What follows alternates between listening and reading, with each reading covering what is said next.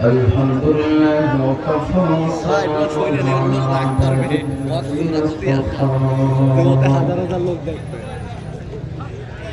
خصوصا على سيد الرسل وخاتم الأنبياء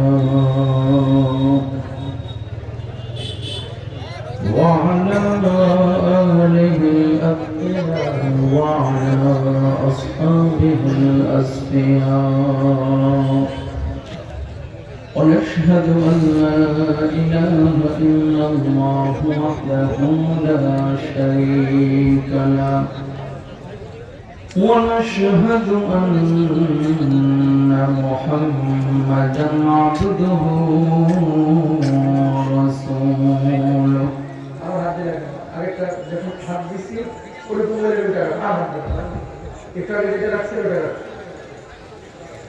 أما بعد فأعوذ بالله من الشيطان الرجيم بسم الله الرحمن الرحيم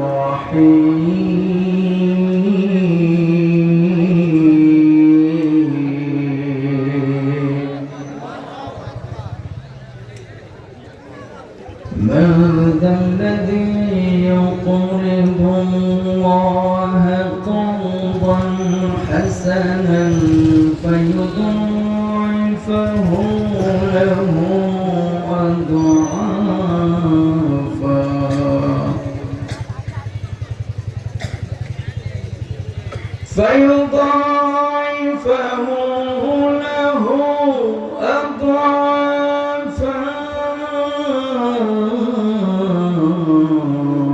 كثيرا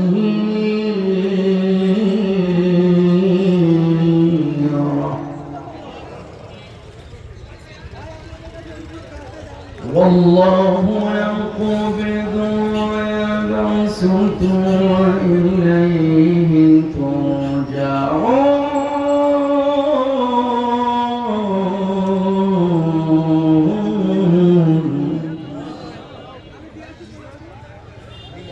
والله يقبض ويبسط وإليه ترجعون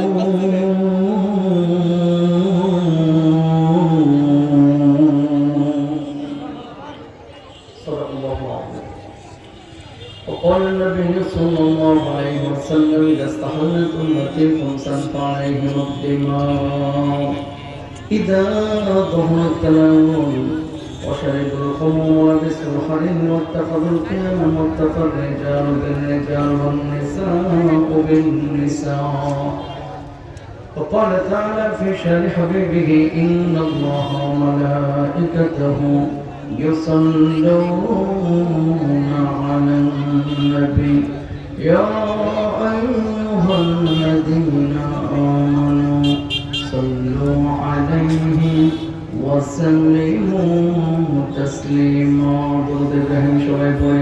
اللهم صل على محمد وعلى آل محمد كما صليت على إبراهيم وعلى آل إبراهيم إنك حميد مجيد اللهم بارك على محمد وعلى آل محمد كما باركت على إبراهيم وعلى آل إبراهيم إنك حميد مجيد বোকা গাজীপাড়া দক্ষিণ আলোচী শাহী যুব সংঘের উদ্যোগে আজকের এই ঐতিহাসিক প্রথম বার্ষিকী তাফসীর ও কোরআন মাহফিলে উপস্থিত সম্মানিত সভাপতি ভোগা ইউনিয়ন বাংলাদেশ জামায়াতে ইসলামী সম্মানিত শ্রদ্ধেয় ভালোবাসার এবং মহব্বতের আমির আলহাজ হযরত মাওলানা ইব্রাহিম খলিল হাফিজাহুল্লাহ।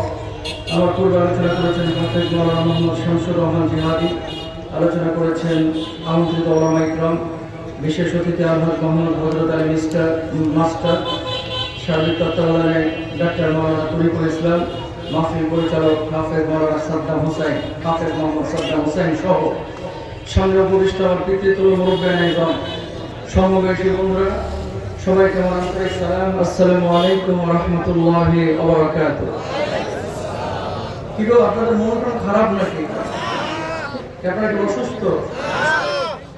এখানে কোনো কথা বলা যাবে না। একটু ধীরে বসেন। আর আপনারা যারা দাঁড়ায় আছেন, যদি আমাকে ভালোবাসেন, আল্লাহর কোরআনকে যদি ভালোবাসেন, আপনারা বাসেন? কথা বলেন না। ভালোবাসেন? ভালোবাসেন? সবাই বাসেন? যদি বাসেন, ভাই বিশ্বাস করেন, আমি মুসাফির মানুষ, অন্তর থেকে দোয়া করবো আপনাদের জন্য। বিশৃঙ্খলা কেউ করবেন না। কারণ প্রথম মাসিকে আপনাদের মাহফিল, যে পরিমাণ মানুষ রাস্তাঘাটে হাঁটা চলাচল করছেন, অনেক মানুষ আপনারা এসেছেন মাহফিল শোনার জন্য, আর অনেক মানুষ এসেছেন মেলা দেখার জন্য। কথা বলেন ঠিক না? যারা আল্লাহর ক্ষমা পাইতে চান, মেহেরবানি করে দ্রুত ভিতরে বসবেন। যারা ক্ষমা পাইতে চান, আমি তাদের জন্য বিশেষভাবে দোয়া করব। কেউ দাঁড়ানো থাকবেন না। আর যদি ভালো না লাগে বাড়িতে চলে যেতে হবে। যান, একটু মেহরবানি করে যান প্লিজ। কেউ দাঁড়িয়ে থাকবেন না। এখানে কোনো কথা বলা যাবে না। এই স্বেচ্ছাসেবক এখানে দুইজন দাঁড়াও, দাঁড়াও, এখন দাঁড়াও। আলোচনা করে আলোচনা কেন 15 মিনিট একদম গুনগুন গুনগুন করে এখানে দাঁড়ান।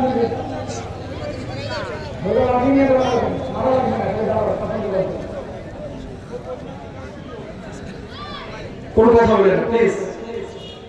সালামের জবাব শুনে মনে হলো আপনাদের সাথে আমার শত্রুতা বহুদিন পুরনো।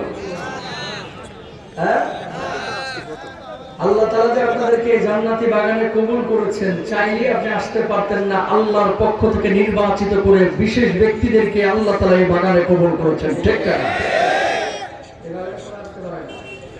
আপনারা এখানে বসেছেন, অনেক মানুষ আসে না, কিন্তু চায়ের দোকানে বসে বসে গিবত কমিটির সভাপতির ভূমিকা পালন করতেছে। আয়োজক খারাপ, বক্তাকে এগুলো নিয়ে কথা বলতেছে না। বক্তা যেই হোক, আলোচক যেই হোক, উদ্যোক্তা যেই হোক, আয়োজক যেই হোক, যেই জমিনে আল্লাহর কোরআনের কথা হবে, আল্লাহর নবীর কথা হবে, ওই জমিনে কখনো মানুষ বক্তা থেকে আপনারা কোরআন দেখে আসবে। ঠিক না? আপনারা যারা এসেছেন, কপাল বলা শুকরিয়া আদায় করেন। একবার বলেন আলহামদুলিল্লাহ। আরো জোরে বলেন আলহামদুলিল্লাহ। যুবকরা ক্লান্ত পরিশ্রম করেছেন, আপনারাও করেছেন। আমাকে বলা হয়েছে যে হুজুর কয়েকটা বিষয় নিয়ে কথা বলেন। কি বিষয় নিয়ে কথা বলবো এগুলো আলোচনা শুনলে বুঝবেন। তবে একটা কথা বলি, নবীজি বলেছেন কিয়ামতের আগে অনেকগুলো আলামত প্রকাশিত হবে। এর মধ্যে গুরুত্বপূর্ণ একটা আলামত হচ্ছে আত-তাসলিমুল খাসসা। মানুষ বেছে বেছে মানুষকে সালাম দেবে, আর জবাবটাও হবে বেছে বেছে। এই জামানা চলতেছে, সেই জামানা, যেই জামানায় সালাম দেয়, দেওয়ার আগে চেহারার দিকে তাকাই, আমার সালামের উপযুক্ত কিনা। বুঝলেন না? হুজুরে দেখলে সালাম দেয়, ইমামরা দেখলে দেয়, খতিবরে দেখলে দেয়, বক্তাকে দেখলে দেয়, এমপি কে দেখলে তো কথাই নেই। একই মানুষ জীবনে করে রিকশাওয়ালা, ভ্যানওয়ালা, ফকির মিসকিনকে সালাম দিতে চায় না। ঠিক না? অথচ মুসলমান সবসময় সবাইকে সালাম দেবে। আফসুস সালাম। নবীজি বলেছেন সালামের প্রচার করো, ভালোবাসা যিনি বাড়িয়ে দেবেন তিনি কে? আল্লাহ। সুন্দর করে জবাব দেন, আসসালামু আলাইকুম ওয়া রাহমাতুল্লাহ। আপনারা অনেকে বলেন ওয়া আলাইকুম সালাম, না, বলেন ওয়া আলাইকুমুস সালাম। বলেন। আর কেউ কেউ আপনারা সালাম দেন আসসালামু আলাইকুম, আসসালামু আলাইকুম, আসসালামু আলাইকুম। এগুলো ভণ্ডামি, সালাম না। সুন্দর করে শিখেন, আসসালামু আলাইকুম বলেন। এবার হয়েছে, বলেন ওয়া আলাইকুম আসসালাম। আমরা আর ভুল করবো না ইনশাআল্লাহ। ঢাকা থেকে এতদূর পর্যন্ত আসা বাবার গল্প, খাজার গল্প, মাজারের গল্প, বাঁশখুঁটির গল্প করার জন্য না, কোরআনের তাফসীর করার জন্য। ঠিক না? সুতরাং কোরআনের তাফসীর আমরা শুনবো এবং বলবো। আবারও বলি, মঞ্চের মধ্যে ভাই একটা কথা কেউ বলতে পারবেন না প্লিজ। আপনি কথা বলবেন, আমি কিন্তু সিনক্রেট করবো। কারণ এত দূর থেকে এসেছি, চেয়ারটা এখন আমার কাছে আমানত। আপনি বিড়বিড় বিড়বিড় করবেন, এই মানুষগুলো বিরক্ত হবে, আর আমার কানের কাছে খালি ঘ্যান ঘ্যান ঘ্যান ঘ্যান আওয়াজ হবে। কথা বলেন ঠিক না? এক দেড় ঘন্টা আমরা নিয়মিত কথা বলতে চাই, ভালো লাগবে না, পেছনে চলে যান, কিন্তু কথা বলতে পারবেন না সাইড থেকে। আল্লাহ আমাদের সহজ করুক, আমিন বলেন। যদিও আপনারা বসেছেন, আসমান থেকে কিছু ফেরেশতা নেমে আপনাদের উপরে রহমের ডানাগুলো এখন বিছিয়ে দিয়েছেন। জোরে বলেন সুবহানাল্লাহ। আর আমার আল্লাহ রাব্বুল আলামিন বলছেন, মা ইয়াকুনু ইবাদি ওয়া আমার ফেরেশতারা দুনিয়ার সব কাজকর্ম বর্জন করে যে মানুষগুলো কোরআনের ময়দানে ছুটে এসেছে পঙ্গপালের মতো, কি করে কি বলে, কি করে কি বলে, কি করে কি বলে, ফেরেশতারা তখন বলেন আল্লাহ, এই মানুষগুলো চলে এসেছে। এই মানুষগুলো আপনার নবীর সুন্নাহকে ভালোবেসে পঙ্গপালের মতো দুনিয়ার সব কাজকর্ম বর্জন করে চলে এসেছে। আল্লাহ রাব্বুল আলামিন বলেন যে মানুষগুলো কি বলে, আল্লাহ আপনার কোরআনের কথা শুনে আপনার জিকির আজকার বলে। এবার আল্লাহ রাব্বুল আলামিন বলেন হাল রাআউনি, এই মানুষগুলো কি কখনো আল্লাহ রাব্বুল আলামিনকে দেখেছে? ফেরেশতারা তখন বলেন আল্লাহ, এই মানুষগুলো কখনো আপনার চর্মচক্ষু দিয়ে দেখে নাই, দেখাও সম্ভব না। আল্লাহ রাব্বুল আলামিন তখন বলেন এই মানুষগুলো যদি দেখতো তাহলে কি করতো? ফেরেশতারা তখন জবাব দেন আল্লাহ, এই মানুষগুলো আপনার গোলামি, আপনার জিকির, আপনার আলোচনার বেশি শুনতো, ইবাদত বন্দেগী বেশি বেশি করতো। আল্লাহ রাব্বুল আলামিন তখন বলেন মা ইয়াসআলুনি, এই মানুষগুলো আমার কাছে মূলত কে চায়? ফেরেশতারা তখন বলে আল্লাহ, এই মানুষগুলো আপনার কাছে জান্নাত কামনা করে, এই মানুষগুলো আপনার কাছে জাহান্নামের আযাব থেকে মুক্তি চায়। আল্লাহ রাব্বুল আলামিন তখন বলেন উশহিদতুকুম গফারতু লাহুম, ও আমার ফেরেশতারা, দুনিয়ার সব কাজকর্ম বর্জন করে যে মানুষগুলো কোরআনের ময়দানে পঙ্গপালের মতো ছড়ে এসেছে, আমি আল্লাহ রাব্বুল আলামিন ওই মানুষগুলোর জীবনের গুনাহ খাতাগুলো মাফ করে দিলাম।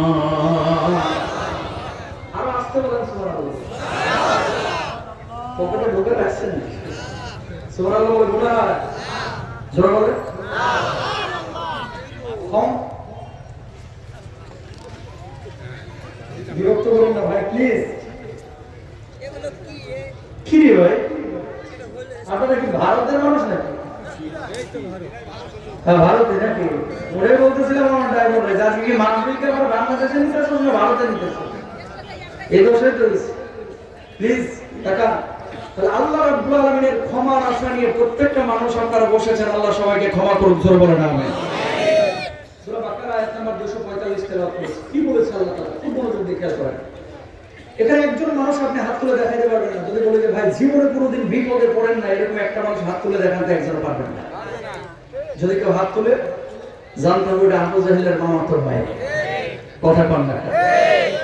ইমানদার যদি নিজেকে দাবি করেন তাহলে বিপদে পড়তেই হবে, জেলে যাইতেই হবে, লাঞ্ছনার শিকার হইতেই হবে, রক্ত ঝরাইতেই হবে, কখনো কখনো জালেমের সঙ্গে আবু সাইদের মতো ভক্ত পেতে দেওয়া লাগবে, ঠিক না?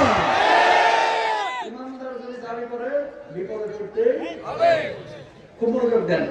নবীকে চাইলে আল্লাহ তাআলা মদিনায় একটা স্বর্ণের দুইতলা বাড়ি বানিয়ে দিতে পারতেন, পারতেন না?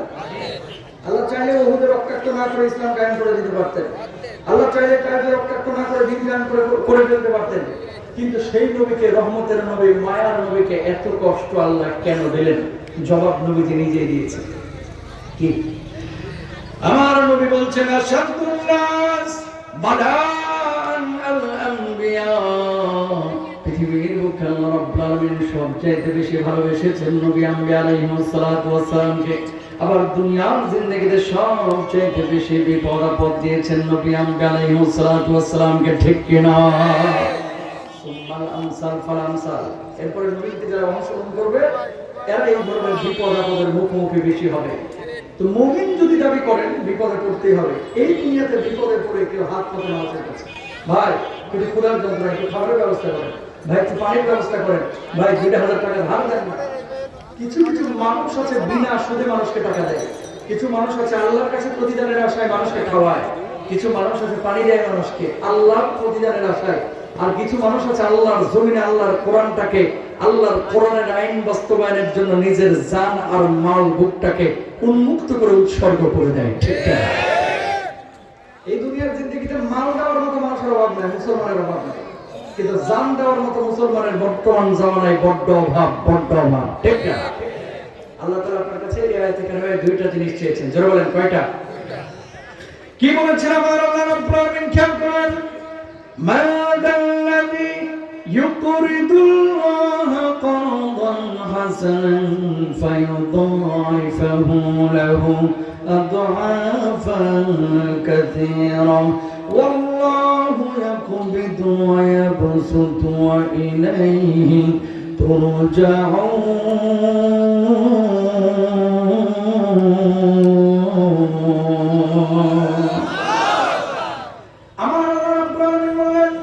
এই দুনিয়ার জিন্দেগিতে আল্লাহ রাব্বুল রব্বুল আলামিনকে যে ব্যক্তি করজে হাসানা দিবেন আল্লাহ রব্বুল আলামিন তার দ্বিগুণ বদলা দিবেন, তিনগুণ বদলা দিবেন।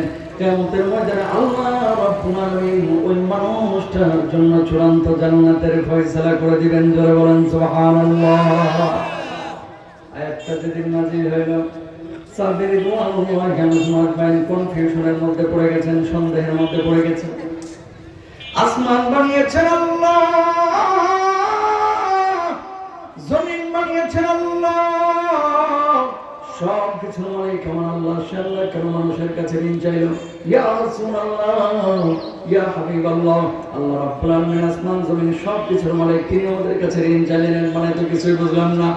আল্লাহর নবী জবাব দিলেন, আল্লাহর জন্য যেখানে জানের প্রয়োজন হয় সেখানে জান দিবা, যেখানে মালের প্রয়োজন হয় সেখানে মাল দিবা। আল্লাহ রাব্বুল আলামিন বান্দার কাছ থেকে এই জান আর মালকে কর্জা হাসানা বুঝিয়েছেন, ঋণ বুঝিয়েছেন। বলুন সুবহানাল্লাহ।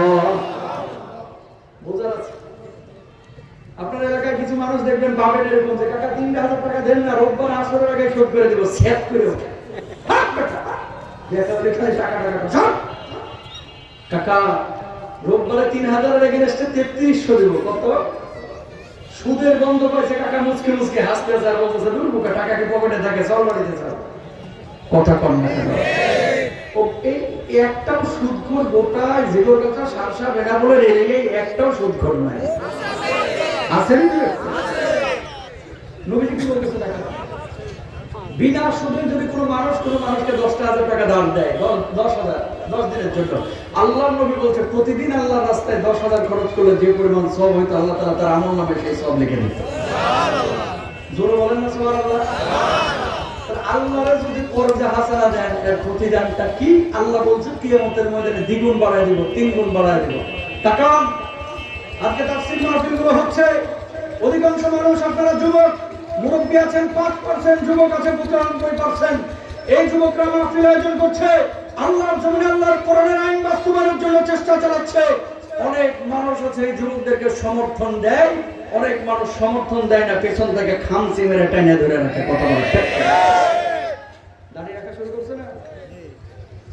কি রে জামাত শিবিরে যুদ্ধি করেছে। কথা কম এরকম লোক আছে না?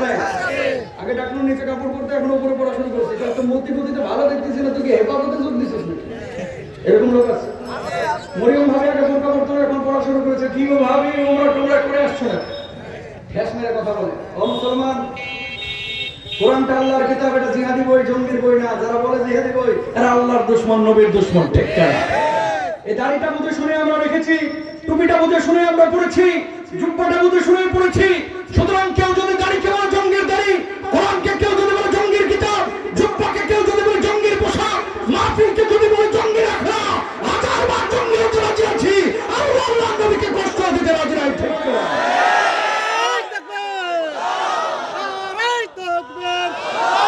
ইসলামের শত্রুরা দুনিয়ার মুসলিম। এত সুন্দর যে মাহফিলটা যুবকরা আয়োজন করেছে, যে হাজার হাজার মানুষ আপনারা এসেছে, এই মাহফিলের লাভ আছে না ক্ষতি? জোরে বলেন তো।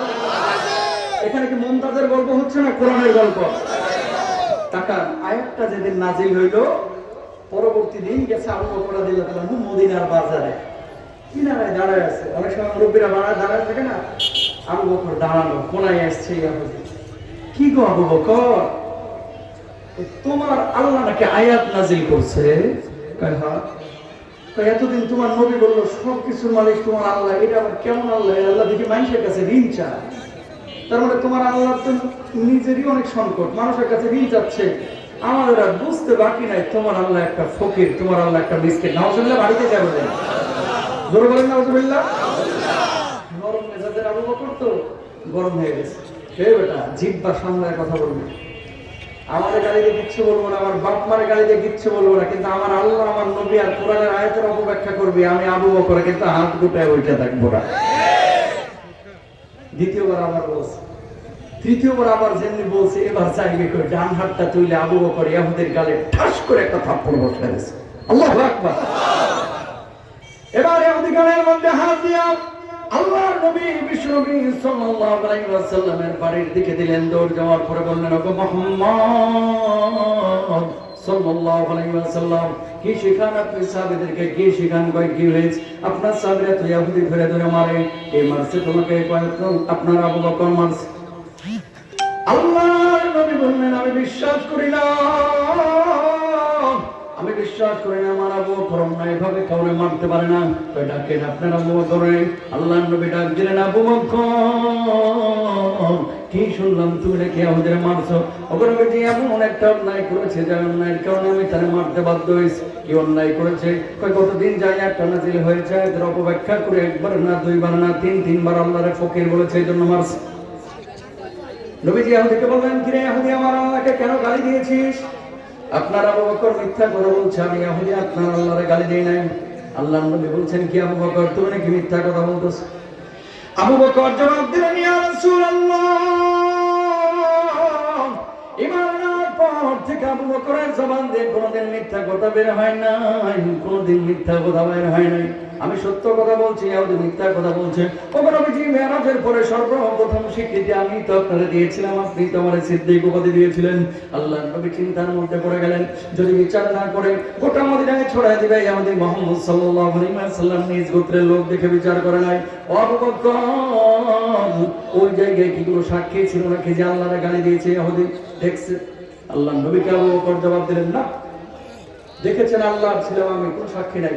নবীজি বলতেছে, আবু বকর ঝামেলা যায় না, যেহেতু স্বীকার করতেছে না, বিচার দাবি করতেছে, আমি নবী, ইনসাফের নবী, বিচার তোমার একটা করতেই হবে, কিচ্ছু মনে করো না। ও একটা থাপ্পড় বসায় দেখ, যেভাবে তুমি মারছো শোধবোধ হয়ে যাক। নবীজিকে আবু বকর জবাব দিলেন, ইয়া রাসূলুল্লাহ, আল্লাহর গালি দিয়েছে, আয়াতের অপব্যাখ্যা করেছে, এই জন্য মেরেছি। এটা যদি আমার অন্যায় হয়ে থাকে, আমার থাপ্পড় কেন? আমি আবু বকরের জীবন নিয়ে চলে গেল, আল্লাহর কসম আবু বকরের পরিচয় বিন্দু মাত্র কষ্ট থাকবে না। আল্লাহু আকবার বলেন। তাকান ইহুদিরা যেমনি আমার আবু বকর মারছে, এভাবে একটা মাইরা দিয়ে শোধবোধ হয়ে যায়, কেবল রেডি হচ্ছে কুইশা থাপ্পড়টা বসাবে, আর শাহজিমে গ্রিন সিগন্যাল চলে গেছে। সুবহানাল্লাহ। আর শাহজিমে আছে কে? আল্লাহর নামটাও কি জোরে বলতে সমস্যা না? মিয়া এমন ভাবে বলবেন যাতে করে সীমান্ত ভেদ করে ওই পারে দাদা বাবুদের কানে ঝালাপালা তৈরি হয়ে যায়। ঠিক না? জোরে বলেন কে? এমনি তো আপনাদের হুমকি ধামকি বেশি দিচ্ছে, এটা আমাদের সেটা আমাদের নিতে পারেন। বিয়ে তো পালায় গেছে, বিয়ে তো আমরা দেই নাই। কথা বলেন ঠিক না? যৌতুক চান, মামুর বাড়ির মোয়া, সীমান্ত খুলে দেন, আসেন, মুখোমুখি খেলা হবে। ঠিক কি হবে না? বারবার খালি হুমকি ধমকি দেয়, এই শুনেন, কোন হিন্দুকে আঘাত করবেন না, হিন্দুরা আমাদের ভাই। কোন খ্রিস্টানকে আঘাত করবেন না, রাতের অন্ধকারে কোন মন্দিরে হামলা করবেন না, এগুলো কাপুরুষতা। হিন্দুদের সাথে ভালো আচরণ, খ্রিস্টানের সাথে ভালো আচরণ আমরা করব, কিন্তু ইসকনের জঙ্গিগুলোকে যশোরের বুকে জায়গা দেওয়া হবে না। হিন্দুরা থাকবে, খ্রিস্টান থাকবে, বৌদ্ধ থাকবে, ইসকনের কোন জঙ্গি যদি থাকে, কানের উপরে দিয়া দিল্লি পাঠিয়ে দেন। ঠিক কি মুসলমান? ইসকনের কোন জঙ্গিকে জায়গা দেওয়া হবে না, কারণ এরা ইসলামের দুশমন, আল্লাহর দুশমন, মানবতার দুশমন। ঠিক না? কষ্ট নিয়েন না। 5 আগস্টের পরে আমরা মন্দির পাহারা দিলাম, মাদ্রাসার ছাত্ররা ফজরের নামাজের আযান দিল, মাদ্রাসার ছাত্ররা মন্দিরের সামনে গিয়ে নামাজ পড়লো, যায় নামাজ বিছায়া। আর এই জঙ্গিগুলো আমার সাইফুল ইসলাম আলিফকে জবাই করলো, মসজিদের মধ্যে হামলা করলো। ঠিক না? সুতরাং হিন্দু, বৌদ্ধ, খ্রিস্টান আর ইসকন কিন্তু এক জিনিস না। ইসকন হচ্ছে জঙ্গিবাদী গ্রুপ। ইসকন হচ্ছে ওই পারের মানে দাদা বাবুদের একটা নির্দিষ্ট এজেন্ডা নিয়ে কাজ করছে, সজাগ থাকতে হবে। তাহলে আবু বকর থাপ্পড় বসাইছেন, আল্লাহর নবী বলতেছে কিছু মনে করো না, একটা থাপ্পড় মারা দেখ শোধবোধ হয়ে যাক। আল্লাহর নবীকে জবাব দিলে, থাপ্পড় কেন, আমার জীবন নিয়ে চলে গেল, আমার কষ্ট লাগবে না। এই আমাদের মার একটা রেডি হচ্ছে, আর শাহজিম থেকে আল্লাহ তাআলা জিবরিল আমিনকে ডাক দিছে, দাঁড়ায় মেসুসকা দেখ দুনিয়ায় কি বিচারটা চলতেছে, মুহূর্তের মধ্যে আমার হাবিবের কাছে যা, আর যায় বল আবু বকরের পক্ষে দুনিয়ার কোনো মানুষের সাক্ষীর প্রয়োজন নাই, আমি আল্লাহ রাব্বুল আলামিন আর শাহজিম থেকে আবু বকরের পক্ষে সাক্ষী হয়ে গেলাম। সাক্ষী দিচ্ছেন কে? আল্লাহ। তাহলে সেই মানুষের আমলের পাল্লাটা কতটা উঁচু লেভেলে। তো জিবরিল আমিন তো আসমান থেকে নবীজির কাছে আসতে শার্শা বাজারে 26 মিনিটে জেনে বসে থাকতে হবে, সময় লাগে না। চোখের পলক ফেলানোর আগে আল্লাহর নবী বিশ্বনবী সাল্লাল্লাহু আলাইহি ওয়াসাল্লামের কাছে জিবরিল আমিন এসে হাজির, ইয়া রাসূলুল্লাহ, ইয়া হাবিবাল্লাহ, কি বিচার আপনি করছেন আল্লাহ, কিন্তু সবকিছু দেখেছেন, সবকিছু দেখছেন। আপনি ইহুদিরে সামলান, ইহুদির হাত যেন আবু বকরের গালটা স্পর্শ না করে, সবকিছু কিন্তু মেসাকার হয়ে যাবে। নবীজি বললেন, জিবরিল আমিন, কি হয়েছে জিবরিল আমিন? জিবরিল আমিন জবাব দিল, আল্লাহ রাব্বুল আলামিন সবকিছু দেখেছেন। আপনি যে বিচার করছেন ইহুদি মিথ্যা কথা বলেছে, আবু বকর সত্য কথা বলেছেন। আবু বকরের পক্ষে বিপক্ষে দুনিয়ার কোনো সাক্ষীর প্রয়োজন নাই, আল্লাহ রাব্বুল আলামিন নিজেই সাক্ষী হয়ে গেছেন। জোরে বলেন সুবহানাল্লাহ। 4 নম্বর পারা 13 নম্বর পৃষ্ঠা শুরুর অংশ। লাকাদ সামিআল্লাহু কাওলাল্লাযীনা ক্বালু ইন্নাল্লাহা ফাকীরুন ওয়া নাহনু আগনিয়া।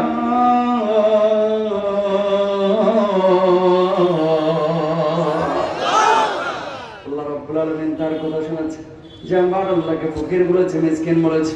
আমার আল্লাহ ফকির না, আমার আল্লাহ মিসকিন না। যারা আল্লাহকে গালমন্দ করে, কুল কায়নাতের সবচেয়ে বড় বড় কুলাঙ্গার ফকির মিসকিন হচ্ছে ওই মানুষগুলাই, ঠিক কিনা? আবু বকর আপনার আমার চাইতে নামাজ কম পড়ছে না বেশি? রোজা 2টা কম পড়ছে নাকি? তাহাজ্জুদ কম না বেশি? নামাজ পড়েছে, রোজা করেছে, তাহাজ্জুদ করেছে। আল্লাহর নবীর স্বার্থ এসেছে, কোরআনের স্বার্থ এসেছে। আবু বকর নরম মেজাজের মানুষ, গর্জে উঠেছে, আন্দোলন করেছে, প্রতিবাদ করেছে, আঘাত করেছে। বর্তমান জামানার মুসল্লি, বাংলাদেশের মুসলমানদের অবস্থা এমন, নামাজ, রোজা, হজ, যাকাত, এই 4-5টা বিষয়কে ইসলাম মনে করে। একদিকে পড়েন নামাজ, কপালে 6 ইঞ্চি কালো দাগ, আবার ওইদিকে সুদের ডিলার নিয়ে বসে রয়েছে চাচা মিয়া, কথা বলতে। নামাজ পড়া যেমন ফরজ, সুদ বর্জন করা তেমন কি সুন্নাত না ফরজ? ফরজ। টাকা 6,666 বা 6,332। কুরআনুল কারীমের যতগুলো বিধান আল্লাহ তাআলা দিয়েছেন, যদি আপনি মানেন পূর্ণাঙ্গভাবে আপনি মুসলিম হতে পারবেন। কিছু আয়াত মানে, কিছু আয়াত আমাদের দেশের মানুষ মানে না। এই জন্য নবীজি বলেছেন, কিয়ামতের আগে মসজিদে মুসল্লির সংখ্যা বাড়বে কিন্তু ইমানদারের সংখ্যা কমবে। এই জামানা চলতেছে সেই জামানা, যেই জামানায় মুসল্লি বাড়তেছে মসজিদে, আলহামদুলিল্লাহ, জুমার নামাজে ছাদের জায়গা হয় না, মাহফিলে জায়গা হয় না, কিন্তু আসল মুসল্লি, আসল ইমানদারের সংখ্যা বড্ড অভাব, বড্ড অভাব, ঠিক না? ইউসবিহুর রাজুল মুমিনা ওয়া ইউমসি কাফিরা। কিয়ামতের আগে সকালবেলায় থাকবে মুমিন, সন্ধ্যাবেলায় হয়ে যাবে কাফির। ওয়া ইউসবিহু ওয়া ইউমসি মুমিনা ওয়া ইউসবিহু কাফিরা। সন্ধ্যাবেলায় থাকবে মুমিন, সকালবেলায় হয়ে যাবে কাফির। বাপ ছিল মুসলমান, দাদা ছিল মুসলমান, এর জন্য অটো মুসলমান হয়ে গেছি। ইমানের কদর আমরা কেউ করতে জানি না। আমাদের স্রষ্টাকে, জোরে বলেন তো ভাই। নানান মত পথ তৈরি হবে কিয়ামতের আগে। এক শ্রেণীর মানুষ বিশ্বাসই করবে না যে আল্লাহ বলতে কিছু আছে, এবং আল্লাহ যে মানুষকে সৃষ্টি করেছে এটা বিশ্বাসই করবে না। ডারউইনের মতবাদ, অনেক শিক্ষিত মানুষ আপনারা বিশ্বাস করেন মানুষকে আল্লাহ বানায়নি। মানুষ লাফাইতে লাফাইতে আগে ছিল বানর, লেজ করে পশম করে মানুষ হয়ে গেছে। যারা এই কথা বলে আল্লাহর কসম করে বলছে ও কাফের হয়ে যাবে, কাফের হয়ে যাবে, কাফের হয়ে যাবে। ঠিক না? আমাদের স্রষ্টাকে আল্লাহ কেমনে বানাইছে আল্লাহ তাআলা দেখেন। রব্বুল আলামিন বলছেন কি, সুম্মা খালাকনাল নুতফাতা আলাকাতান ফাখালাকনাল আলাকাতা মুদগাতান ফাখালাকনাল মুদগাতা ইদামান ফাকাসাউনাল ইদামা লাহমা।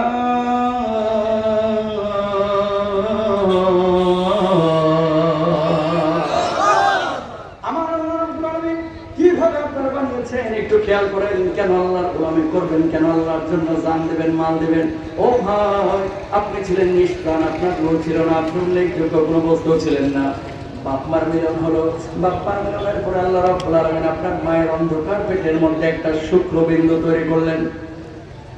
ওই শুক্রবিন্দুটাকে আবার আল্লাহ রাব্বুল আলামিন এরপরে গোশতের পিণ্ডে পরিণত করলেন, রক্তের পিণ্ডে পরিণত করলেন, রক্তের পিণ্ডের পরে গোশতের পিণ্ড, গোশতের টুকরার উপরে এবার হাতের হাড়, মাথার হাড়, বুকের হাড় বিছায় দিলেন। ওই হাড়ের উপরে আবার গোশতের প্রলেপ দিলেন। ওই গোশতের উপরে সাদা কালো চামড়া লাগাইয়া সুন্দর আকার আকৃতি দিয়ে মায়ের পেটের মধ্যে আল্লাহ রাব্বুল আলামিন আপনারে তৈরি করলেন। জোরে বলেন সুবহানাল্লাহ। বাচ্চা তো এখনো নড়ে না, 3 মাস খালি পেটটা ভার ভার লাগে। মা জানে না পেটের মধ্যে কি এসেছে, ছেলে না মেয়ে।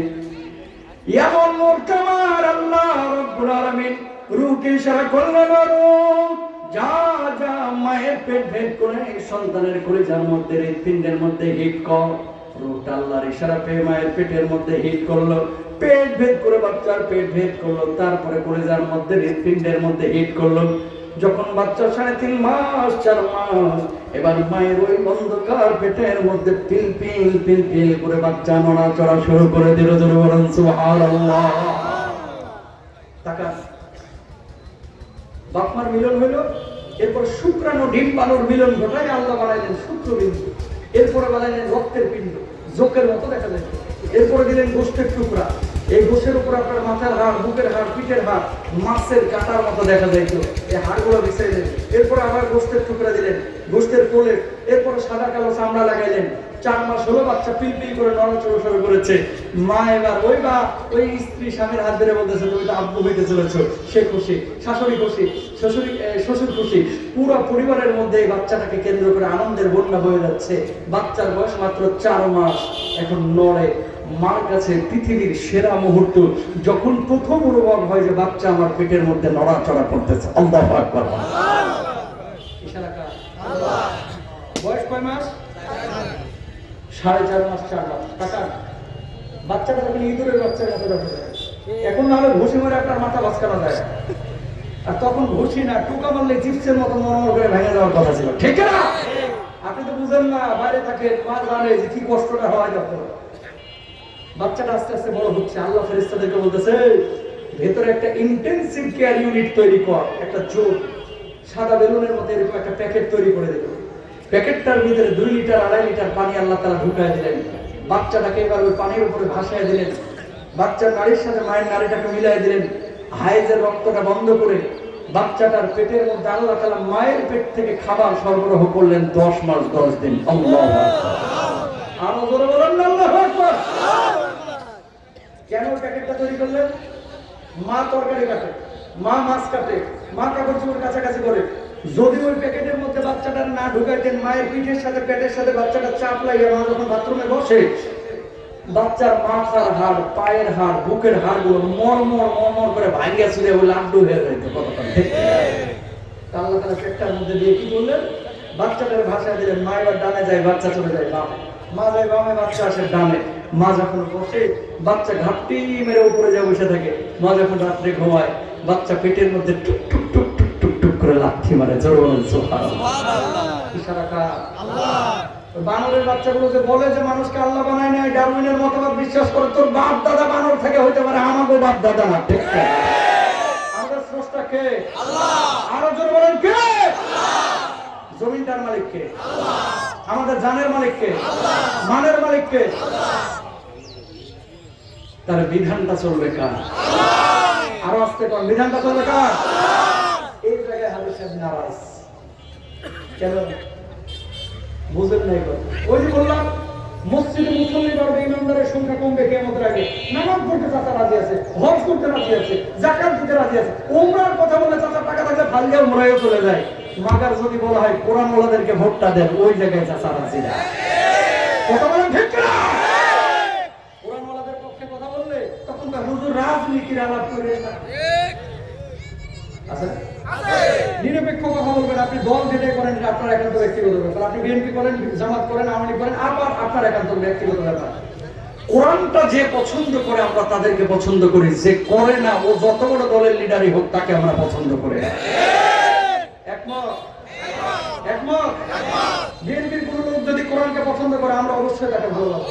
কোন নাস্তিক যদি বিএনপির মধ্যে থাকে, আওয়ামী লীগের মধ্যে থাকে, ওই নাস্তিক কখনো আমার লিডার হতে পারে না। পারে না। কোরআন থাকলে লাভ কি একটু খেয়াল করেন।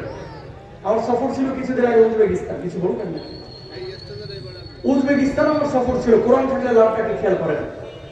উজবেকিস্তানে ইমাম বুখারী রাহিমাহুল্লাহর কবরটা জিয়ারত করলাম। বুখারায় অনেক দিনের ইচ্ছা ছিল, বুখারায় কবর জিয়ারত করে আমি এসেছি সামারকান্দে। সামারকান্দে জোহরের নামাজের আযান দিলে এক মসজিদে ঢুকেছি, দেখলাম সমস্ত মুসল্লিরা মোবাইল ফোন মানিব্যাগ পেছনে রেখে সামনে নামাজ আদায় করতেছে। মোবাইল মানিব্যাগ সবার পেছনে, মানিব্যাগ মোটামুটি মানিব্যাগ নিয়ে, বুঝলেন না, পেছনে রেখে সামনে নামাজ আদায় করতেছে। আমি মনে করলাম কি রে, শত শত মোবাইল এখানে রাখার কারণ কি? মানিব্যাগ। নামাজের পরে দেখলাম যে নামাজের পকেট খুলে থাকলে রুকু সিজদায় সমস্যা হয় না। এই জন্য খুশুখুশু নষ্ট হয়, পেছনে রেখে সামনে নামাজ আদায় করতেছে। আমি চিন্তা করলাম আল্লাহ বাঁচাইছে যে মসজিদটা ঢাকার গুলিস্তানের কোনো মসজিদ না। কথা বলেন ঠিক না?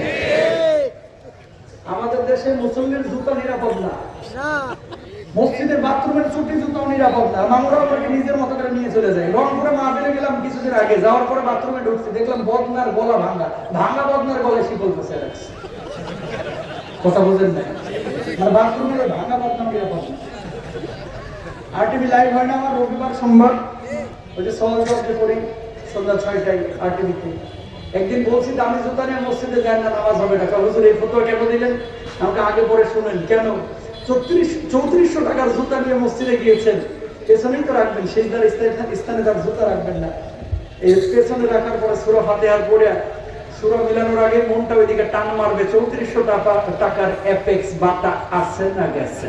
আছে না গেছে? কথা কোন ঠিক না? এই জন্য বলছি দামি জুতা নিয়ে মসজিদে যান না। বলার একটা উদ্দেশ্য আছে।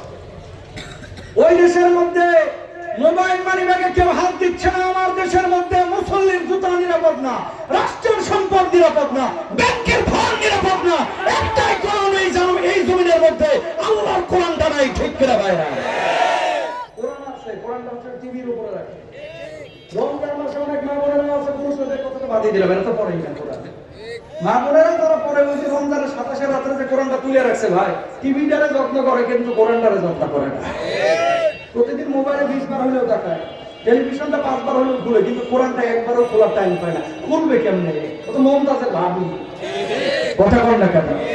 সারাদিন গান শুনে, সারাদিন উল্টা পাল্টা কাজ কাম করে, সিরিয়াল মিরিয়াল দেখে, আর হুজুরের কাছে এসে হুজুর দোয়া করেন ছেলেটা যেন মেজানুর রহমান আজহারির মতো হয়। কথা কয় না। বাবা, সৎ সন্তান যদি পাইতে চান নিজে আগে সৎ হন। আপনি যদি ভালো সন্তান পাইতে চান নিজে হালাল খান, বউটাকে পর্দা করান, বউকে পর্দা করাবেন না, নিজে হালাল খাইবেন না, আকাম কুকাম সব কিছু করে আইসা 49টা প্রেম করছে, বিয়ের সময় করতে বলতেছে হুজুর মেয়েটা যেন দিনদার, মুত্তাকি, সালেহা, আবেদা, জায়েদা, নেককার, মুত্তাকিয়া, পরেজগার। তুই যে নিজে 50টার সাথে প্রেম করে আইছিস, তোর কপালে কিভাবে সৎ নারী জুটে? নিজে ভালো হইতি তাহলে সৎ নারী তোর কপালে জুটতো। ঠিক না? ঠিক। আপনি যদি কোরআনটাকে বাংলার জমিনে রাখেন, চুরি থাকবে না, ডাকাতি থাকবে না, জেনা ব্যভিচার থাকবে না, মানুষ নিরাপদে ঘুমাইতে পারবে, মানুষ আরেকজনের হক কখনো নষ্ট করবে না। টাকা 150 টাকা চুরি করার কারণে এই দেশে গাছের সাথে বাইরে মানুষকে পিটায়। 150 কোটি চুরি করে কানাডার বেগম পাড়ায় বাড়ি করে এদেরকে আবার সার করে। কোথায় যাচ্ছেন? তাহলে কোরআনটা আমাদের সমাজে দরকার আছে না নাই? আরো ধরে বলেন আছে না নাই? বাপ ছিল মুসলমান, দাদা ছিল মুসলমান, এই জন্য মুসলমান হয়ে গেছে। সাহাবীরা কেমনে মুসলমান ছিলেন? তাকান। নবীজির একজন সাহাবী আব্দুল্লাহ জুলবাজারে 22 বছরের যুবক আল্লাহর নবীর কাছে আসলেন, বললেন ইয়া রাসূলুল্লাহ আপনি আমারে কালেমা পড়ায় দেন, আমি ঈমান আনবো। আল্লাহর নবী কালেমা পড়ায় দেন। কালেমা পড়ানোর পরে নবীজি সাল্লাল্লাহু আলাইহি ওয়াসাল্লামের কাছ থেকে এই যুবক সাহাবী গেলেন চাচার কাছে। এই চাচা ছিল মূর্তি পূজারী। চাচার কাছে গেলেন, যাওয়ার পরে বললেন চাচা ঈমান এনেছি আমি মুহাম্মদ সাল্লাল্লাহু আলাইহি ওয়াসাল্লামের উপরে, আল্লাহর উপরে ঈমান এনেছি, আপনার ধর্ম পালন করতে পারবো না, মূর্তি পূজা আমি আর করতে পারবো না। সঙ্গে সঙ্গে চাচা একেবারে জ্বলে উঠলেন, ক্ষিপ্ত হয়ে গেলেন। এত বড় সাহস! এই মুহূর্তে আমার বাড়ি ছাড়বে, সম্পদ ছাড়বে, খামারের রোডগুলো ছাড়বে, আর কখনো আমার সামনে আসবে না। শীতের মাঝরাত। আব্দুল্লাহ জুলবাদা দেন চাচাকে বললেন চাচা বাড়ি আমি ছাড়তে রাজি আছি, সম্পদ আমি ছাড়তে রাজি আছি, খামারের রোডগুলো ছাড়তে রাজি আছি, আল্লাহর কসম করি যার মধ্যে যে ঈমানকে জায়গা দিয়েছি এই ঈমান আমি ছাড়তে পারবো না। বলুন আল্লাহু আকবার। আব্দুল্লাহ এই মুহূর্তে আমার বাড়ি থেকে বের হয়ে যায়, শীতের মধ্যরাতে যখন বের হয়ে যাচ্ছেন ডাক দিয়ে বলছেন চাচা ও আব্দুল্লাহ তোর পরনের যে জামা কাপড় আছে এই জামা কাপড়টা এর মধ্যে খুলে দিবি। আল্লাহ দোহাই লাগে চাচা আমার জামা কাপড় খুলে দিবেন না, কারণ এটা আমার শেষ সম্বল, লজ্জা স্থান উন্মুক্ত হয়ে যাবে। তাহলে এই জামা কাপড় যদি রাখতে চাস তাহলে ঈমানটা ছেড়ে দে, কারণ এই জামা কাপড়টা তো আমি কিনে দিয়েছি। আব্দুল্লাহ জুলবাদা দেন সঙ্গে সঙ্গে জামা কাপড়টা খুলে একবারে উলঙ্গ হয়ে গেলেন, বিবস্ত্র হয়ে গেলেন। এই অস্ত্র শরীর নিয়ে বুড়িমার কাছে গেলেন। মা ছিল বিছানাগত অসুস্থ মানুষ। ও মা, তোমার কাছে কি এক টুকরা চাদর হবে নাকি, যে চাদরটা দিয়ে আমি আমার লজ্জা স্থানটা রাখবো? মা এক টুকরা চাদর দিলেন। ওই চাদরটা দিয়ে লজ্জা স্থানটা রেখে আল্লাহর নবীর বাড়ির দরওয়াজার সামনে গিয়ে হাজির। শীতের মধ্যরাত আল্লাহর নবী তাহাজ্জুদের নামাজের জন্য জাগ্রত হয়েছেন। সালাম ফিরানোর পরে দেখতে পেলেন একজন যুবক আল্লাহর নবীর বাড়ির সামনে দাঁড়িয়ে দাঁড়িয়ে থরথর করে কাঁপতেছে। আল্লাহর নবী বললেন, যুবক, কি নাম, কি নাম, কেন এই জায়গায় দাঁড়িয়ে আছো? যুবক জবাব দিল, নবীজি, গতদিন যে ঈমান এনেছিলাম, ঈমান আনার কারণে আমার চাচা আমার উপরে ক্ষিপ্ত, আমার বাড়ি কেড়ে নিয়েছে, সম্পদ কেড়ে নিয়েছে, খামারের রোডগুলো কেড়ে নিয়েছে, এমনকি পরনের জামা কাপড়টা পর্যন্ত কেড়ে নিয়েছে। ও আল্লাহর নবী, সব কিছু আমি ছেড়েছি, কিন্তু ঈমান আমি ছাড়ি নাই। আল্লাহর নবী সব কিছু ছেড়েছে, আমি ঈমান ছাড়ি নাই, সব কিছু ছেড়েছি, ঈমান ছাড়ি নাই। আল্লাহর নবী চোখ দিয়ে টপ টপ করে পানি পড়তেছে। নবীজি বলতেছে, সাবির এই জায়গায় দাঁড়া, আমি ঘরের মধ্যে থেকে আসতেছি। আল্লাহর নবী ঘরের মধ্যে গেলেন। নবীজির একটা ডোরা কাটা চাদর ছিল, ওই চাদরটা নিয়ে আব্দুল্লাহর গায়ের উপরে দিয়ে বলছে, আব্দুল্লাহ রে, মন খারাপ করিস না, আমি নবী আমার ব্যবহৃত চাদরের মালিক আমি তোরে বানায় দিলাম। বলো আল্লাহু আকবার। ওই সাহাবী বললেন, ইয়া রাসূলুল্লাহ, আপনি আমার জন্য একটু দোয়া করেন, আল্লাহ যেন আমার শাহাদাতের মহর দান করেন। আল্লাহ রাব্বুল আলামিন দোয়া করলেন আল্লাহর নবীর কাছে। আল্লাহর নবী আল্লাহর কাছে দোয়া করলেন, আল্লাহ আব্দুল্লাহকে তুমি শাহাদাতের মহর দান করো, আব্দুল্লাহর রক্ত কাফের বেঈমানদের জন্য হারাম করে দিও। সাহাবী বললেন, ইয়া রাসূলুল্লাহ, শহীদ হইতে চাই না, কিন্তু আমার রক্ত কেন কাফের বেঈমানদের জন্য আপনি হারাম করে দিলেন? আল্লাহর নবী জবাব দিলেন, কেউ যদি শাহাদাতের তামান্না নিয়ে ঘরের বিছানাতেও মারা যায়, আল্লাহ রাব্বুল আলামিন তারেও শাহাদাতের মর্যাদা দান করেন। জোরে বলেন সুবহানাল্লাহ। নবী সাল্লাল্লাহু আলাইহি ওয়াসাল্লাম দোয়া করার পরে মুসলিম নবীর পাশে গরীব সাহাবীদের সঙ্গে তারা থাকার জন্য জায়গার ব্যবস্থা করলেন। কয়েকদিন পরে তাবুকের যুদ্ধের ডাক পড়েছে। সব সাহাবীদের সঙ্গে সাহাবীরা জিহাদের ময়দানে গিয়েছেন। হঠাৎ জ্বরে আক্রান্ত হয়ে দুনিয়া থেকে বিদায় নিয়ে চলে গেলেন। মাগরিবের নামাজের পরে তাবুর পাশে আবু বকর সিদ্দিক রাদিয়াল্লাহু তাআলা ওনার লাশটাকে গোসল দিচ্ছেন। আল্লাহর নবী বললেন, আবু বকর, কার লাশ গোসল দিচ্ছ? কিছুই তো জানলাম না, কিছুই তো বুঝলাম না, কে মারা গিয়েছে? আল্লাহর নবী, আপনার সাহাবী আব্দুল্লাহ যুলবাজাদাইন মারা গিয়েছে। নবীজি ফুপিয়ে ফুপিয়ে কান্না করা শুরু করলেন, আমার আব্দুল্লাহ নাই, আমার আব্দুল্লাহ নাই। নবীজি কাঁদতেছেন। কতক্ষণ পরে আল্লাহর নবী আবু বকরকে বললেন, আবু বকর, লাশ গোসল দিচ্ছ, ভালো কথা, খবরদার তার জানাজার নামাজ পড়াইবে না। সাহাবীরা বললেন, ওগো নবীজি, লাশ গোসল দিচ্ছি, জানাজার নামাজ কেন পড়াইবো না? এমন কথা তো কোনো সাহাবীর ব্যাপারে আপনি বলেন না।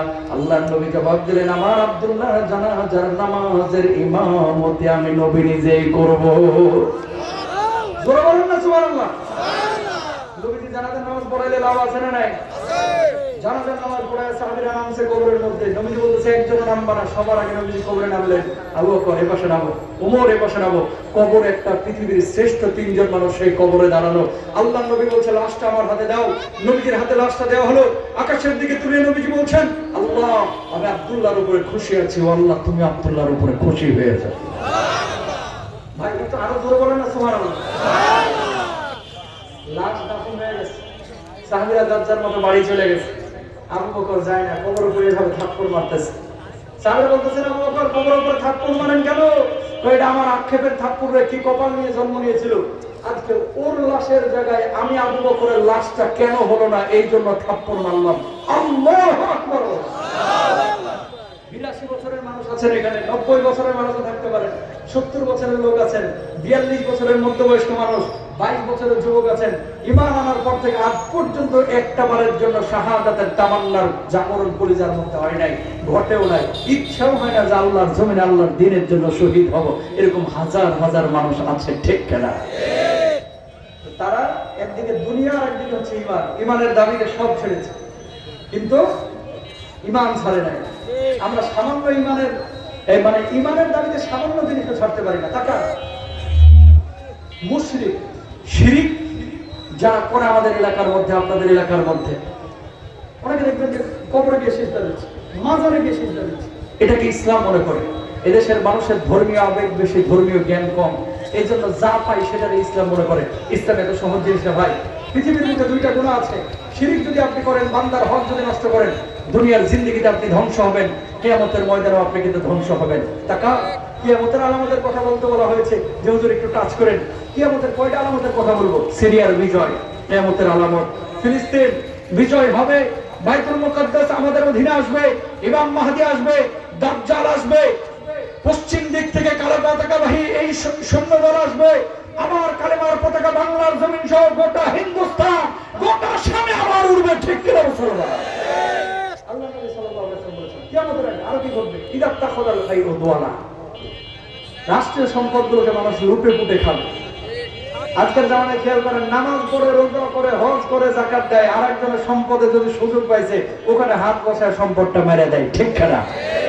2 নম্বর, আল্লাহ নবী বলছেন ওয়াল আমানাতু মাগনামা, আমানতের খেয়ানত করবে।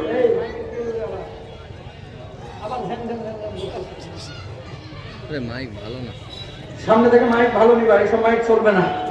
এই ঝেন ঝেন ঝেন ঝেন করে এটা চলে ওটা চলে, এটা কি অবস্থা? নবীজি বলেছেন বল আমানাতু মাগনামা, আমানতের খেয়ানত বেশি বেশি করবে। তাকান, ওমর রাদিয়াল্লাহু তাআলা যখন খলিফা মদিনার পথ ধরে হেঁটে যাচ্ছেন, রাত্রিবেলায় এক মা তার মেয়েকে বলছে ভোরবেলা ভোর হয়ে গেছে, এখন তো খলিফা ওমর নাই, দুধের মধ্যে একটু পানি মিশিয়ে দাও, কোনো সমস্যা নাই। মা এই কথা যখন বলেছে, মেয়ে জবাব দিচ্ছে, ও মা, খলিফা ওমর দেখছে না, কিন্তু খলিফা ওমরের আল্লাহ তো দেখছে, সে আল্লাহ দেখছে, যে আল্লাহর কাছে কি জবাব দিব? দুধের মধ্যে পানি আমি মিশাইতে পারবো না। আল্লাহু আকবার বলেন। পরবর্তী দিন ওমর রাদিয়াল্লাহু তাআলা আসিমের জন্য এই মেয়েটাকে নির্বাচন করেছে যে তার সাথে আমার এই ছেলের বিয়ে দিব। বিয়ে দেওয়া হয়েছে। ওমর রাদিয়াল্লাহু তাআলা বলছে এই মেয়ের গর্ভ থেকে আল্লাহ তাআলা পরবর্তী ওমর দান করবে। ঠিক 3-4 পুরুষ পরে এর গর্ভ মানে বংশ থেকে আল্লাহ তাআলা ওমর ইবনে আব্দুল আজিজ রাহিমাহুল্লাহকে বের করেছিলেন। যেই ওমর ইবনে আব্দুল আজিজ ছিলেন, ওই মেয়ের গর্ভের বংশ পরম্পরায় সিলসিলা এসেছে। খলিফা যখন ছিলেন, এলাকার মধ্যে বসরা থেকে কিছু আপেল এসেছে রাষ্ট্রীয় নাগরিকদের জন্য। রাষ্ট্রীয় আপেলগুলো তিনি সামনে রেখেছেন। হঠাৎ তার 7 বছরের একটা ছেলে এসে একটা আপেল নিয়ে আপেলের উপরে কামড় বসায় দিয়েছে। খলিফা ওমর ইবনে আব্দুল আজিজ একেবারে আঙ্গুলটাকে বাঁকা করে সন্তানের গলার মধ্যে দিয়ে আঙ্গুলটা মানে গলা থেকে আপেলের টুকরাটা টেনে বের করেছেন। বউ দৌড়ে এসেছে, প্রিয়তম স্বামী, কেন বাচ্চার কণ্ঠ থেকে গলা থেকে আপেলের টুকরা আপনি বের করলেন? এই কারণে করেছি, যে আপেলটা সে গিলেছে এই আপেলের মালিক হচ্ছে রাষ্ট্রের সমস্ত নাগরিক। আমার ছেলে আপেল গিলেছে, ও যেন জাহান্নামের আগুন গিলেছে, তাই জাহান্নামের আগুনকে গলা থেকে টেনে বের করেছে। আল্লাহু আকবার। কি ছিল রাষ্ট্র নায়ক যারা, খলিফা যারা ছিলেন, তাদের আখলাক কি ছিল? আর আমার দেশের মধ্যে কি অবস্থা? পার্থক্য একটাই, কোরআন থাকবে, চোর থাকবে না, কোরআন থাকবে না, ডাকাত তৈরি হবে। ঠিক না? 3 নম্বর, আল্লাহ নবী বলেছেন ও অনলি মালি বাইরের দিন, মানুষ পড়াশোনা শিখবে, জ্ঞান শিখবে, দিন শিখবে শুধু মাল কামানোর জন্য। এখন তো আপনারা স্লোগানই দেন, পড়ালেখা করে যে গাড়ি ঘোড়ায় চলে, কথা কর না কেন? তো পড়ালেখা করার পরে যখন গাড়ি ঘোড়া পায় না, সরকারি চাকরিও পায় না, তখন কি হয়? সুদ, ঘুষ, জেনা, ব্যভিচার, যেখানে যেভাবে টাকা কামাইতে পারে এইভাবেই টাকা কামানো শুরু করে। ঠিক না? 4 নম্বর, আল্লাহ নবী বলছে ও আতা রাজুল ইমরাতাহু ওয়া আতা উম্মাহু, বউদের ভক্ত বেশি হয়ে যাবে, মাদের বাপদেরকে নেগলেক্ট করবে। এই জামানা চলতেছে সেই জামানা, যে জামানায় আমার মায়েরা, আমার বোনেরা স্ত্রীদেরকে মানে স্বামীদেরকে মূল্যায়ন কম করে। আবার অনেক ছেলেরা বউ সুন্দরী পাওয়ার পরে মাদেরকে ভুলে যায়, বাপদেরকে ভুলে যায়। টাকা বউয়ের হক বউয়ের কাছে, বাপমার হক বাপমার কাছে। আমাদের আয়েশা সিদ্দিকা রাদিয়াল্লাহু তাআলা ঘরের মধ্যে বসা, নবীজি সেই ঘরে ঢুকতেছেন, দেখেন যে আমাদের আয়েশা কি যেন গ্লাসে পানি কি যেন পান করতেছে। আমাদের আয়েশাকে নবীজি বললেন, আয়েশা কি পান করতেছে? ওই নবীজি গ্লাসে পানি পান করতেছি। আল্লাহ নবী বললেন যে গ্লাসটা থেকে একটু পানি আমার জন্য রেখো। কতক্ষণ পর আল্লাহ নবী এসে বলছে, আয়েশা গ্লাসটা কই? আল্লাহ নবী এই যে গ্লাস। কোন জায়গায় মুখটা লাগাইছো?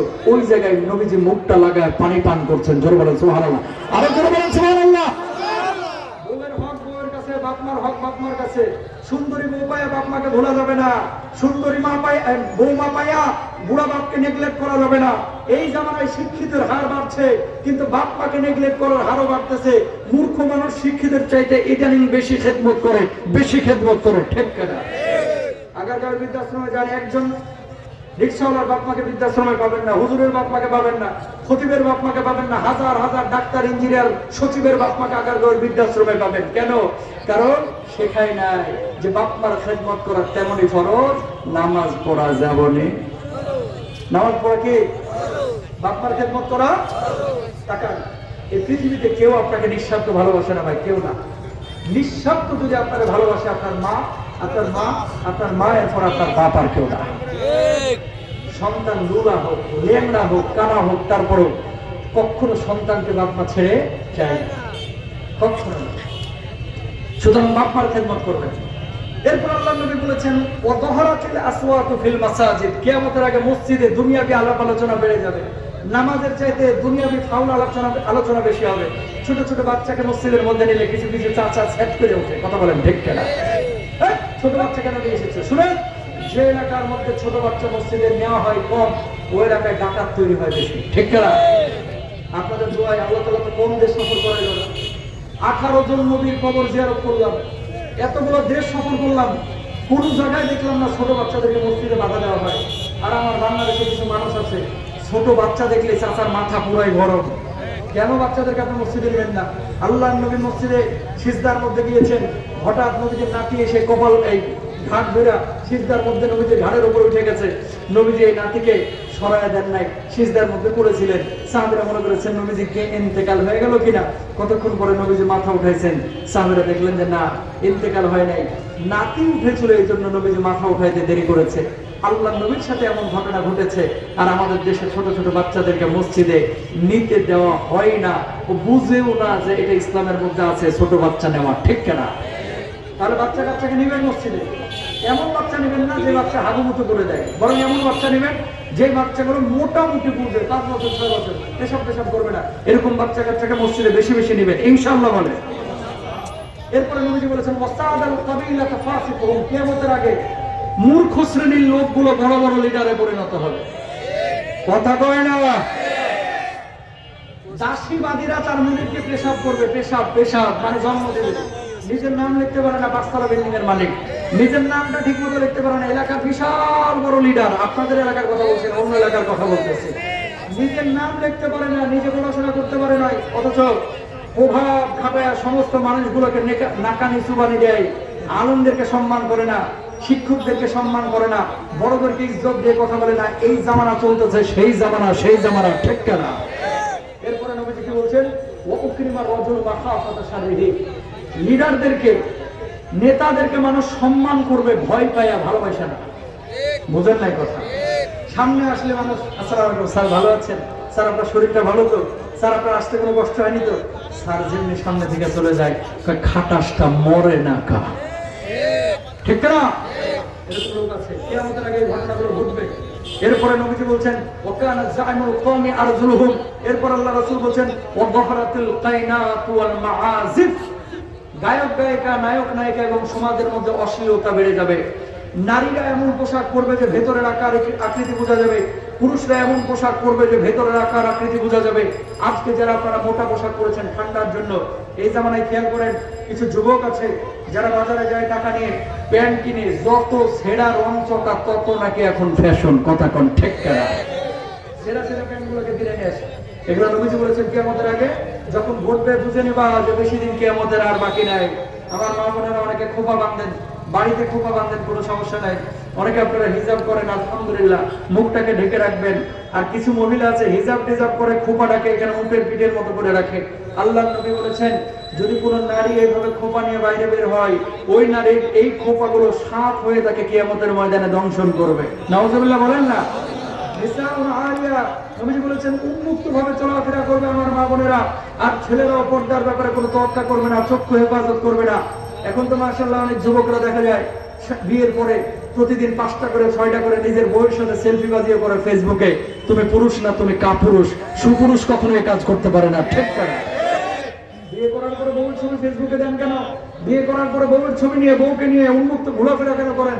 এই জিনিসগুলো কিন্তু আল্লাহ নবী জায়েজ করেন না, এগুলো হারাম, এগুলো হারাম, এগুলো হারাম। এগুলো কোনো মুসলমানের বাচ্চা করতে পারে? যুবকদেরকে বলবো আপনাদের এলাকায় একটা বড় সমস্যা আছে, বিয়ের সময় বৈধ কাজ করতে যাচ্ছেন বিয়ে, অথচ খালি গিভেন্টে মেয়ের বাড়ি থেকে কি দিল আর আমরা কি দিলাম। এরা যদি ধরে 10 লাখ, এরা ধরো 15 লাখ, এই যে গিভেন্টে। খবরদার বিয়ের সময় কেউ কোনোদিন যৌতুক আশা করবেন না, ইনশাআল্লাহ বলেন। যৌতুক দিবও না, যৌতুক নিবও না, ইনশাআল্লাহ। নবী এরপর বলছে ওয়াল মাআজিফ, গান বাজনাকে হালাল মনে করবে। বিয়ে শাদীতে আপনাদের এলাকায় গান বাজনা হয়নি, কি কথা বলেন না কেন? গান বাজনা হয়? হয়। শুধু এখানে না, কানের মধ্যে বল্টু লাগায় সারা রাত কিছু কিছু মানুষ গান শোনে, সারা রাত। গান শুনবেন না, গান শুনলে কি ক্ষতি? আল গিনা ইউমিতুন নিফাক ফিল কলবি কামা ইউমিতুল মাউ যারআ মিনান নাবাত। গান যদি কেউ বেশি শুনে তার অন্তরের মধ্যে নেফাক তৈরি হয়, আর এই নেফাক তাকে জাহান্নাম পর্যন্ত নিয়ে চলে যায়। নাউযুবিল্লাহ বলেন। বেশি গান শুনবেন না। মানে যদি গান শুনতে হয় ইসলামিক গান শোনেন, বুঝেন নাই কথা। অশ্লীল বা প্রেম নিবেদন করে এরকম কোন গান শোনা যাবে না। এরপর আল্লাহ নবী বলছেন ওয়াশুরিবাতিল খুমুর, মদ পানের প্রবণতা বেড়ে যাবে। নেশা জাতীয় জিনিস ব্যবহার করবে, গাঁজা খাবে, সিগারেট খাবে, ইয়াবা, ফেন্সিডিল, এই জিনিসগুলো ভারতের এই সীমান্তবর্তী এলাকাগুলোতে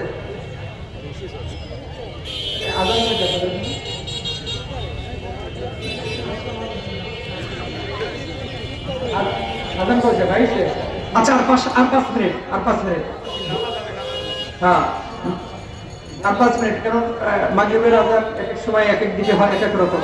দেখা তো নবী সাল্লাল্লাহু আলাইহি ওয়াসাল্লাম বলেছেন মদ পানের প্রবণতা বেড়ে যাবে কিয়ামতের আগে।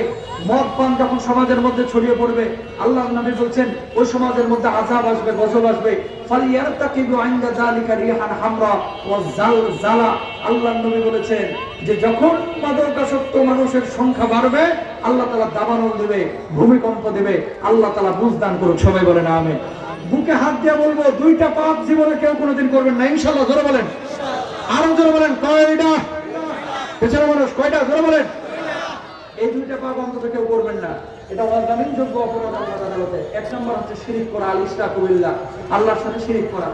18 জন নবীর কবর জিয়ারত করেছি, কোন নবীর কবরে দেখি নাই সিজদা দিতে, কোন নবীর কবরে দেখি নাই টাকা পয়সা দিতে, কোন নবীর কবরে দেখি নাই ছাগল গোরবান্ধে রাখতে। কিন্তু বাংলার জমিনে পীর আউলিয়া মাশায়েখ তারা আমাদের কলিজার টুকরা, কোনো সন্দেহ নাই। কিন্তু মাজার কেন্দ্রিক কিছু কাজ এই জমিনে হয়। অনেক সময় মাজারে গিয়ে সিজদা দেয়, টাকা পয়সা দান করে, এগুলো কিন্তু ভাই জায়েজ নাই। মাজার সিজদা দেওয়ার জায়গা না।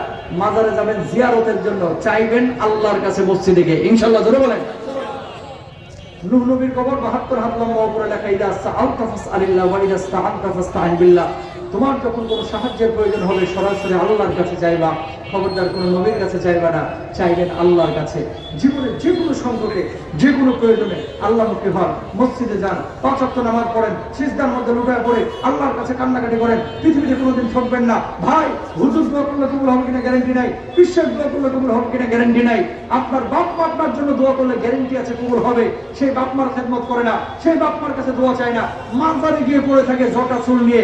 এই মাজার কখনো তোমার জান্নাতে নেবে না। মাজারে যাবেন জিয়ারতের জন্য, চাওয়ার জন্য না, ইবাদতের জন্য না, ঠিক না? সুতরাং কখনো কোনো মানুষের পায়ে সিজদা দেব না। সিজদা দিব কাকে? আল্লাহকে। আর 2 নাম্বার কি বললাম? বান্দার হক নষ্ট করা, এটা হচ্ছে অজামিনযোগ্য অপরাধ। কখনো কোনো মানুষের হক নষ্ট করবেন না, কখনো না।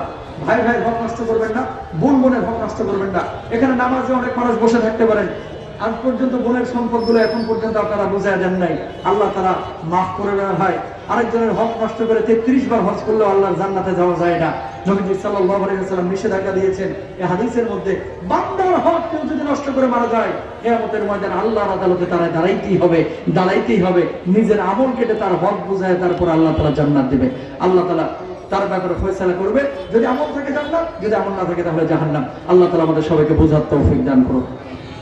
যেগুলো শুনলাম সেগুলো মানবো না ইনশাআল্লাহ। আমার বিষয় যা দেওয়া হয়েছিল, বিষয়ের আলোকে কথা বলেছি, কিয়ামতের আলামতের কথা বলা হয়েছিল, হকের কথা বলা হয়েছিল, এই বিষয়গুলো নিয়ে, ঈমান নিয়ে কথা বলতে বলা হয়েছিল, এই বিষয়গুলো নিয়ে কথা বলেছি। আল্লাহ তাআলা আমাদের সবাইকে বুঝে আমল করার তৌফিক দান করুন। দুরূদ শরীফ পড়ে